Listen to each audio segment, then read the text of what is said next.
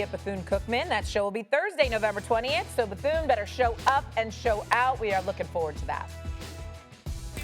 All right, my Bears may have waited until the fourth quarter to kick things up a notch, but that's okay. Didn't stop them from getting the 24-20 win over the Giants this weekend. Down by 10, just over 10 minutes left. Caleb Williams led his team on 2 touchdown drives to complete the comeback. After the improbable victory, here's head coach Ben Johnson in the locker room. Hell yeah! Man, I tell you what, I feel like I'm on repeat each and every week right now. I mean, I got nothing new to say to you guys. Did you even waver for a second? You knew exactly we had them right where we wanted them. Gosh, man. Goodness gracious. Hell of a job. Took all 60 minutes. Golly, and you felt it, man. Shank punt. You capitalized. Awesome. Awesome. Come on. Good, better, bad. Good, better, bad. Never let it rest. Never let it rest. Good gets better. Good gets better. You better get better. You better get better. Bears on 3. 1, 2, 3. Bear. I don't know that chant, but I want to learn it. Sunday was the Bears' 4th win this season after trailing at some point in the final 2 minutes of the fourth quarter. Their most such wins in any season since the 1970 merger. But we've seen this tale now multiple times. Is the Bears' fourth quarter magic sustainable, Damien Woody? It is. It is sustainable. I've always said, like, the key to changing the organization is learning how to win. Mm-hmm. They are learning how to win. And how do you learn how to win? In situational football, especially in crunch time in the fourth quarter. You know who's playing their best right now in fourth quarter? It's Caleb Williams. Caleb Williams yesterday in the fourth quarter was special.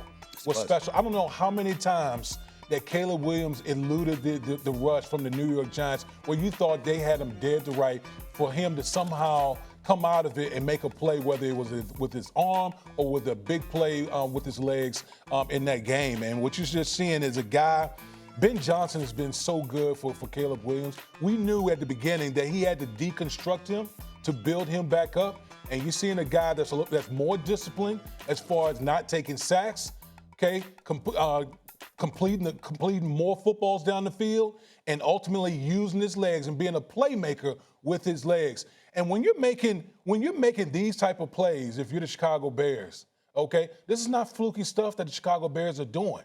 Okay, these are guys who are now learning how to win. And right now, the Bears are on that track to making the postseason. Now, I don't think they're going to be major players in the NFC, considering the NFC is really top-heavy at the top. But this is step one in really turning around a franchise in Chicago, and I see you, Shae, beaming about your Chicago Bears right now. Let me say this. A friend of mine runs the Bears, okay. Mr. Kevin Warren. Yes. I love this man. He's a good man, and I'm really, really happy for him. I'm very proud of Ryan Poles and what he's been doing as the general manager for the Chicago Bears. But you know this. I've always been a fan of Caleb Williams. When he was struggling, I religiously brought up, he entered this season, played all 17 games as a rookie. His 18th game, the start of this season, his first under Ben Johnson. The brother that was playing for his 3rd head coach and his 4th offensive coordinator. It's like, my God, y'all, who goes through that? And sure enough, he's showing what he's made of. I love the 17-yard scamper for the touchdown because he's got an NFL body. You understand? Yeah. And he's showing he got wheels on him, okay? He ain't built like Superman, Cam, you know what I'm saying? This mammoth of a man. But he's big enough. Caleb Williams is big enough, all right? And you see him running with the football. Doomsday with the 2-yard TD catch. Happy to see him doing some things. Because I saw receivers drop 6 passes. I counted 6 drops for Chicago yesterday. Yeah. Can't continue to do that if that's going to lead to some success. Give them props where it's due. I give Chicago props, but I have to caution us because I'm looking at this schedule, and I'm trying to find this stat here where it says it, all right? Because it's talking about, with the exception of a Week 15 matchup against the Cleveland Browns, Chicago's final 8 games come against NFC North opponents or teams with winning records. Are we going to be able to say that then? It remains to be seen. Right now, you're the 7th seed, the final seed in the NFC. Mm-hmm. These your final 8 games are against NFC North opponents. Yep. Or teams with winning records. One of them's the Eagles. And I don't think we're going to be able to say, I can't. Listen, they do that. Ben Johnson, to me, It's between him and Vrabel, because I love Ben Johnson. I have from day one. Yeah. I knew that was the right hire and stuff like that. But I'm telling you right now, Ben Johnson and Mike Vrabel and McDonald in Seattle are the 3 top Coach of the Year candidates. But Chicago's going to have to show me something before I'm ready to say, can this be sustainable? Because I don't think it is. Yeah. Who's going to tell the truth here?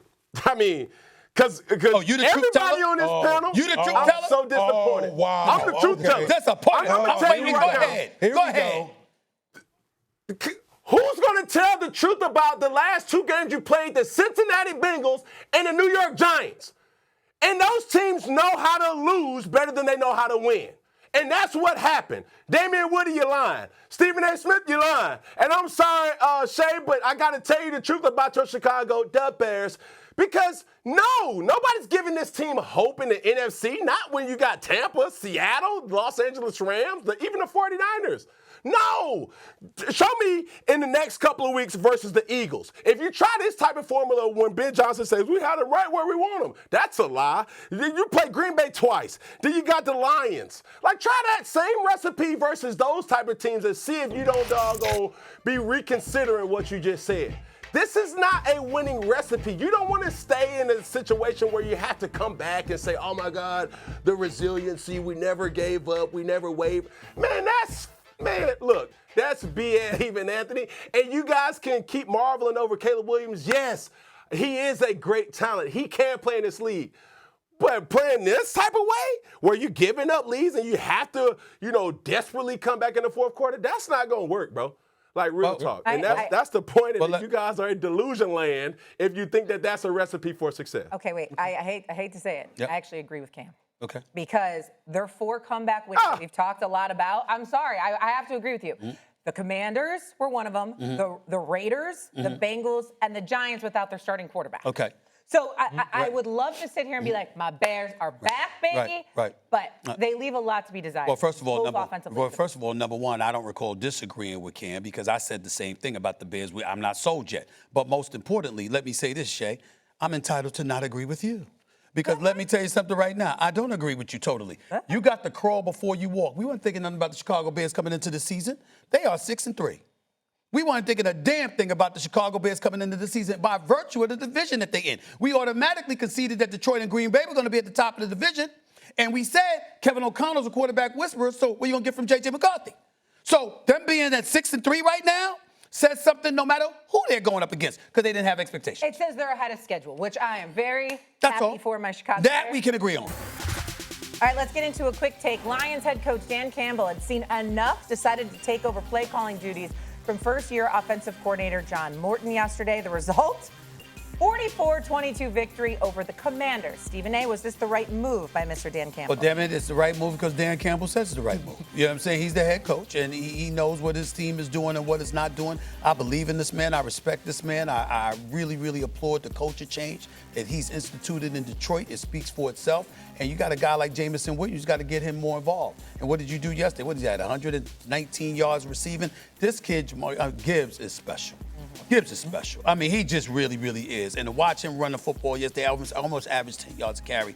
But to point to Cam to make him feel good, because, he in the ATL and stuff, a little bit lonely. To make him feel good, I will say this. We do have to take into account who they were playing. It was the Commanders, okay, whose defense is, and let me say this real quick. Yeah, that's why I'm saying this. Let me say this real quick, y'all. I'm very, very big, Shae, Peter, D. Woody, on what got you there. Meaning, when you Quinn, your defense can't be bad. If you're an offensive-minded coach like Sean Payton, your offense can't be. That's who you are. You understand? That's why you are who you are. If you are a defensive coach but your offense stinks, I get it. Go find an offensive coordinator. Right. If it's the opposite, go find a defense coordinator. But when the side of the ball that you specialize in stinks, I got a problem with you. Because that means your strength isn't being maximized. That's my problem. I know Jaden Daniels out. Got it. Yeah, it's fine. Offense going to stink. Get it. But damn, does your defense have to look like that? It looked bad. Really bad. It looked bad. And Why is Cam looking like that? What's your problem? no, he said no. Go ahead, Cam. You want to jump in? Why are you disagreeing? That's a fair point. No. I've said it before. Detroit Lions is a team to beat. When you take over and you produce like this, 546 yards of total offense, I'm Captain Obvious here. Dan Campbell, where you been, brother? You should have been calling it since week 1. I mean, doggone. You know what it is, right? I mean, I like what I see, Stephen A. I don't care who they play. I feel They're you. going to show up and show out because they got young talent. All right. That's an Lions indictment. That's an indictment against your offensive coordinator now. Oh, no, I mean, no listen, question. Ben Johnson, he wouldn't have done that last year. You understand what I'm saying? It's like, listen, Ben Johnson was there. It's like, yo, who you got? You're going to take play call. If you take, let me tell you something right now. You're offensive coordinator in this league, you're a defensive coordinator, and the head coach takes play calling away from you, that is a very, very, very bad blemish. That is not good. Well, I mean, that's your job. Well, I he mean, basically he say, I'm going to do your job for you.